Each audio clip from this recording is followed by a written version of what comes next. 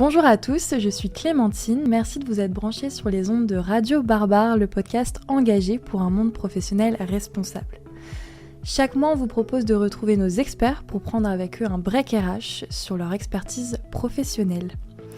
Comme chaque mois, ce podcast vous est proposé par RH Performance, votre partenaire recrutement, formation, coaching, team building, assessment et outplacement. Imaginez ces scènes. Un DG qui avoue en comité de direction qu'il ne sait pas comment gérer une crise. Un manager qui reconnaît devant son équipe qu'il s'est trompé dans sa stratégie. Ou encore un dirigeant qui exprime ses doutes sur l'avenir de son entreprise. Impensable.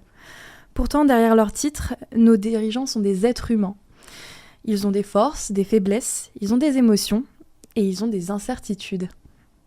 Mais alors pourquoi cette image d'infaillibilité qui leur colle à la peau depuis des années ? Pourquoi cette pression permanente à tout maîtriser, à ne jamais flancher et avoir réponse à tout ? On entend souvent dire qu'un bon manager ne montre jamais ses faiblesses, qu'un bon leader ne montre jamais ses faiblesses. Et si c'était justement l'inverse ?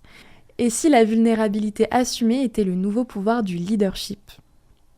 Pour en discuter, j'accueille aujourd'hui Hervé Van Rijn, CEO et fondateur de RH Performance.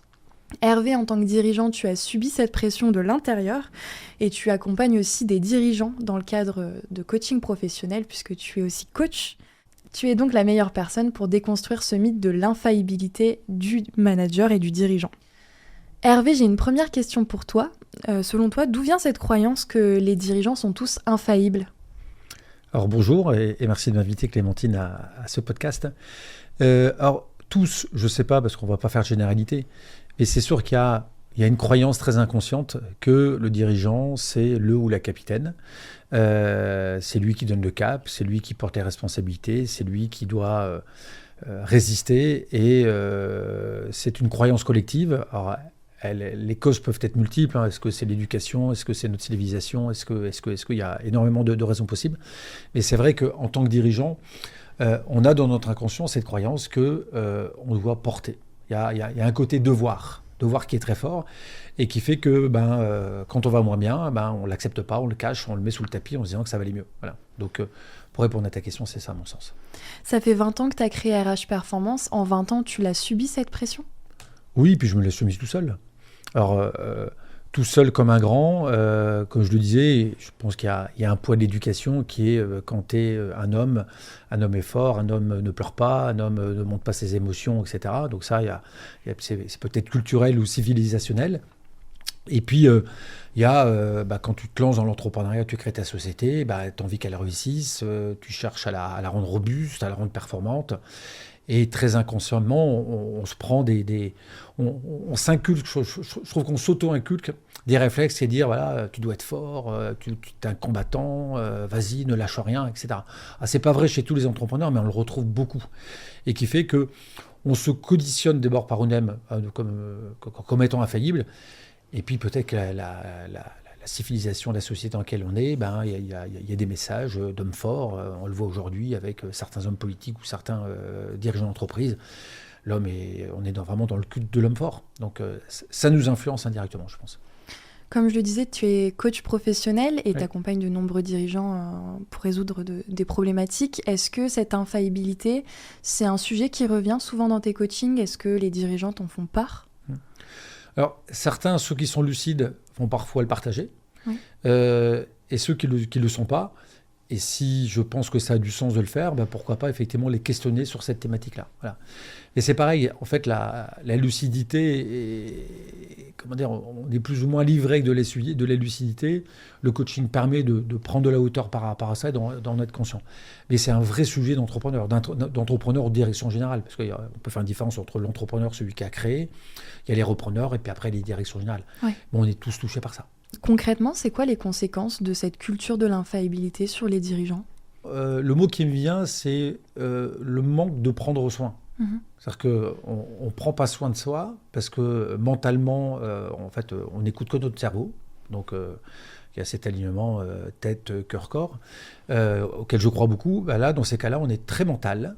On est très objectif, on est très performance, et puis on se dit, tiens, je vais faire ceci, je vais faire cela, il faut que, etc. Donc on ne se préserve pas, et puis on est mobilisé sur des objectifs. Et je trouve que le gros risque, il est là. Et derrière, on peut imaginer ce qu'il peut y avoir derrière. C'est que si j'écoute pas le reste de ce que je suis, avec mes émotions, avec mon corps, etc., c'est des burn-out, c'est des états de dépression, c'est des états de mal-être, etc. Là, on parle de l'impact sur le dirigeant, mais on sait que tout ce qui a un impact sur le dirigeant a un impact sur l'équipe. C'est clair. Qu'est-ce que ça pourrait être aussi les impacts sur l'équipe ? Pour être en lien avec ce que je te disais auparavant, le ou la capitaine, s'il prend ce rôle effectivement de dirigeant, s'il est présent, même s'il délègue beaucoup, même s'il peut dans des modèles d'entreprise libérée, on peut imaginer plein de choses. En tout cas, il a un rôle central. De toute façon, si à un moment ou d'autre on est dirigeant, c'est qu'on a envie d'avoir un rôle central. Si la personne qui a ce rôle central, elle est fragilisée, elle n'est plus très bien, elle en prend trop, elle en prend beaucoup trop, ça aura forcément des répercussions sur les équipes. Parce que si on a l'un des dirigeants ou un dirigeant qui n'est pas bien, ça se ressent. Et si ça se ressent sur les équipes, ça se ressentira à un moment ou à un autre sur l'entreprise et sur le business. Merci pour ta réponse, Hervé. En tant que dirigeant toi-même et au travers des accompagnements que tu donnes aux autres, comment les dirigeants vivent-ils leurs doutes, vivent-ils leurs échecs, leurs moments de vulnérabilité ? Faut savoir que quand on est entrepreneur ou dirigeant, nos petits camarades sont des entrepreneurs, des dirigeants. Voilà. La solitude du dirigeant, c'est une réalité. Donc, comme l'homme n'aime pas être seul, il se rapproche de ses pairs.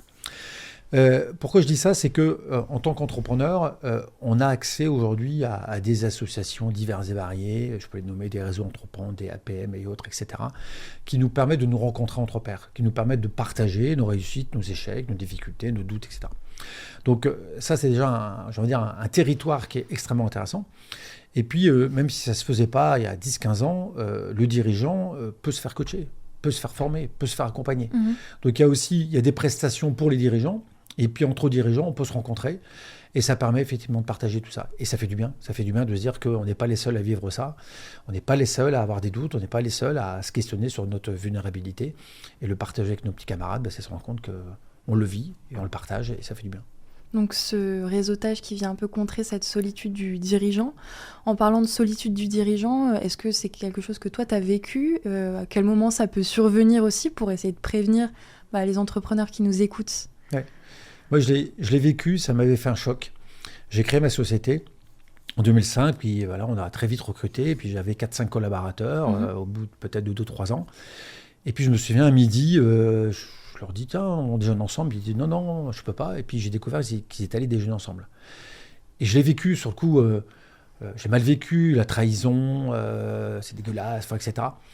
Et je me souviens, toujours important d'avoir des effets miroirs, et j'ai vu celui de mon épouse qui me disait, mais tu es en train de toucher la solitude du dirigeant. Et effectivement, en tant que dirigeant, on a des rôles, des responsabilités et des pouvoirs. Et ce pouvoir peut créer la distance entre le dirigeant et ses équipes, et ça crée une distance. Donc oui, c'est une réalité.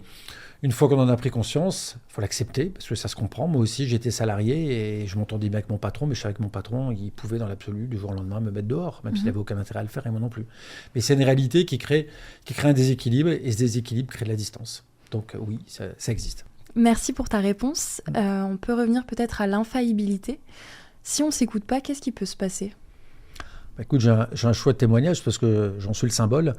En 2017, je pense que ça faisait quelques mois que j'avais des petits signaux, un peu de mal-être. Je me questionnais. Par un moment, je me disais, tiens, je ne suis pas très en forme en ce moment, etc. Puis mentalement, parce que j'étais très mental, je me disais, ça va aller, tout va bien, ta boîte marche bien, la vie privée marche bien, donc ça va, écoute. Et en 2017, j'ai fait un burn-out. C'est-à-dire que quasiment du jour au lendemain, l'expression que je prends aujourd'hui, je me suis retrouvé entre guillemets, un peu sur le toit. Ça veut dire quoi ? C'est que les émotions ont pris le leadership sur moi pendant 2-3 mois. Je ne savais pas quand ça arrivait, je me mettais à pleurer. Alors je peux en parler aujourd'hui parce que, a posteriori, ça a été un magnifique cadeau, parce que j'ai beaucoup appris sur moi. J'ai appris à laisser place aux émotions, j'ai appris à laisser place à la vulnérabilité, j'ai appris à devenir un homme avec ce qu'il est, dans ce qu'il est. Donc c'est un super cadeau, mais ce burn-out est la conséquence de ne pas vouloir avoir vu les choses venir, de ne pas vouloir avoir écouté les signaux faibles, et qui fait que je fais partie de ces milliers de personnes qui ont vécu ça. Tu parles des signaux faibles, qu'est-ce qui aurait pu prévenir ce burn-out ? La prévention, en fait, je trouve qu'on n'en parlait pas tant que ça à l'époque, en tout cas pas dans le milieu entrepreneurial, alors qu'aujourd'hui c'est clairement évoqué. Donc je pense que si j'avais entendu cette petite musique régulièrement auprès de mes camarades, peut-être que je me serais dit, tiens, je suis peut-être en train de tomber là-dedans. C'est s'écouter soi-même aussi. Je pense que tout ça, c'est le résultat aussi de s'ouvrir au monde, de s'acculturer, de rencontrer. Et d'accepter qu'il n'y a pas qu'un seul modèle, il n'y a pas que la performance, la course aux objectifs, c'est que le monde n'est pas fait que ça, et le monde est fait de nuances, et accueillir l'émotion. En fait, je pense que le vrai sujet, c'est de se dire que, moi, ça me fait penser toujours à un psychothérapeute qui malheureusement est décédé, qui s'appelait Guy Corneau. Nous sommes sur Terre pour aimer et être aimé. Et dans aimer, il y a le mot émotion, et l'émotion fait partie pleinement de l'individu. Merci pour ta réponse très authentique et ton partage d'expérience. J'aimerais qu'on revienne un peu à l'accompagnement qu'on peut avoir en tant que dirigeant. Quel est ce rôle de cet accompagnement ? Quel rôle peut jouer un accompagnement dans la solitude du dirigeant, dans son mal-être et dans le combat de l'infaillibilité ? Comment aider un dirigeant tout simplement ou un manager à accepter sa vulnérabilité et à en faire une force ? Alors, là-dedans, il y a de nombreuses questions. Je trouve qu'avant toute chose, il y a un préalable pour pouvoir travailler sur soi. Alors, soit c'est dans le mode privé, dans ce cas-là, ça concerne plutôt un psychothérapeute ou en tout cas des professionnels. Et dans le monde de l'entreprise, c'est effectivement des rencontres qu'on va pouvoir faire avec un coach. Il faut qu'il y ait au préalable une envie de le faire. Comme je dis toujours, un individu étant en croissance à 2 conditions, il faut qu'il soit lucide et motivé. Donc ça, c'est la base de tout pour pouvoir travailler sur le sujet.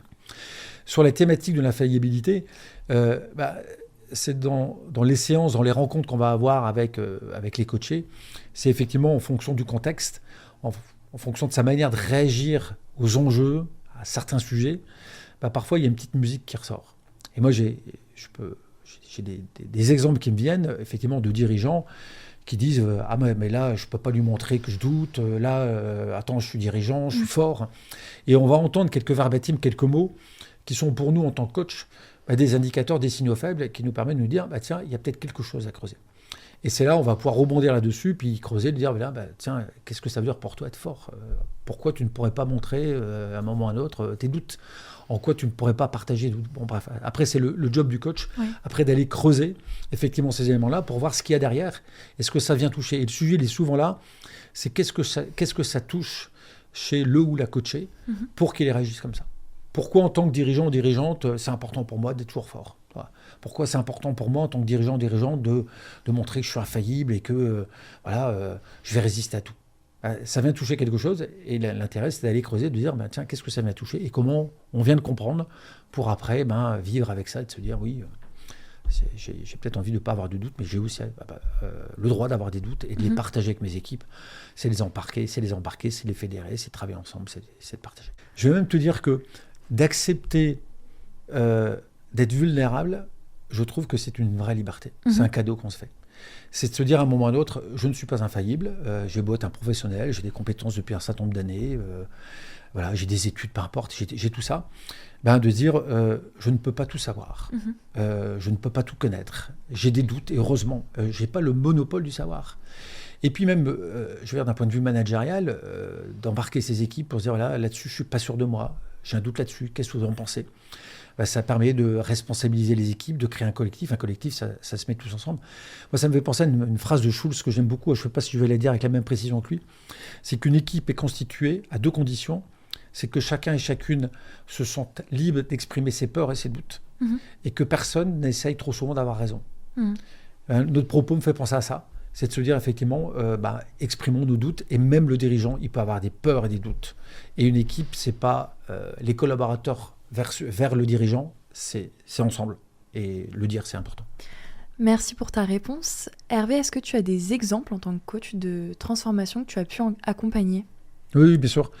J'en ai de nombreux. Il y en a un qui me vient à l'esprit, c'est un directeur général d'une filiale d'un grand groupe. Un profil ingénieur qui a toujours travaillé dans des environnements industriels anglo-saxons, donc très dans un modèle très top-down, que j'ai accompagné en coaching. Et puis souvent j'entendais de manière directe ou indirecte, c'est moi qui vais porter la stratégie, je dois porter les décisions, je dois. Il y a beaucoup ce mot je dois. Et on a travaillé sur cette thématique parce que Au fond de lui-même, il l'évoquait, mais je pense qu'il y avait peut-être des premiers doutes qu'il n'osait pas exprimer. Et on a travaillé ce sujet ensemble. Et il y a eu une vraie prise de conscience de sa part que pour le bien du groupe et de son entreprise, et pour l'épanouissement de ses équipes, et pour son bien-être personnel, d'embarquer le plus grand nombre avec lui, c'était sans doute la meilleure des solutions. C'est ce qu'il a fait, et on s'est revus il n'y a pas longtemps de manière amicale, et on a reparlé du sujet. Il m'a dit, moi, ça a été une prise de conscience et des prises de position, de décision qui lui ont fait un bien fou. Donc oui, ça marche. Merci pour cette réponse. Hervé, ce podcast va se terminer sur cette dernière question. Si tu devais t'adresser directement à un dirigeant ou à un manager qui nous écoute et qui n'ose pas franchir le pas de l'accompagnement, par peur de paraître faible, que dirais-tu ? Je dirais que j'ai été pendant de nombreuses années que dirigeant. J'ai mis un peu de temps à appuyer sur le bouton du coaching, mais les 2-3 premiers coachings que j'ai faits m'ont fait un bien fou. Parce que c'est un temps de respiration, un temps de prise de recul, un temps de compréhension. C'est l'investissement qu'on se donne pour se sentir mieux. Le coaching, c'est travailler sur l'interrelationnel et c'est un bien fou. Maintenant que je suis dirigeant et coach, je crois plus que jamais que c'est un indispensable. Je pense que tout le long de notre vie, on a besoin, soit en mode privé, soit en mode pro, d'accompagnement. On est dans un monde qui bouge, qui est complexe, qui est en permanence en mouvement. Et je pense que ces moments qu'on se donne, en privé comme dans le monde professionnel, ils sont indispensables pour être le plus possible alignés et de se faire plaisir.